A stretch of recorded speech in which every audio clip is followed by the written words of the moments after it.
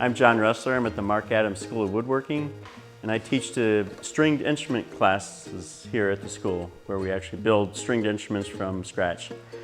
This is a mountain dulcimer, which is an Appalachian mountain instrument, which is pretty much developed in that area many years ago. Very much a folk instrument. So we're going to be doing a class on this next year, and this is called an hourglass dulcimer because of the shape of it.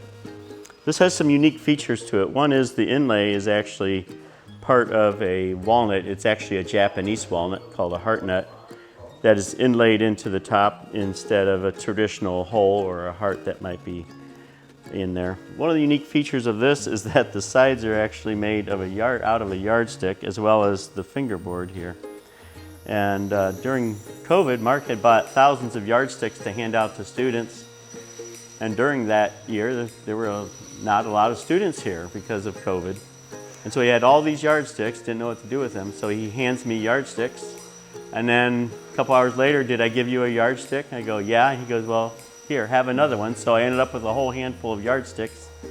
And what am I going to do with a yardstick? So I thought, well, I'll make an instrument out of it. So this was my final results, and I thought it'd be fitting to have it in the case at the school. All right, so if you come next year, in April, we're going to be doing a class on making this instrument, the mountain dulcimer. And it's just a weekend class, so it's really easy to do, and it's really easy to learn how to play it as well.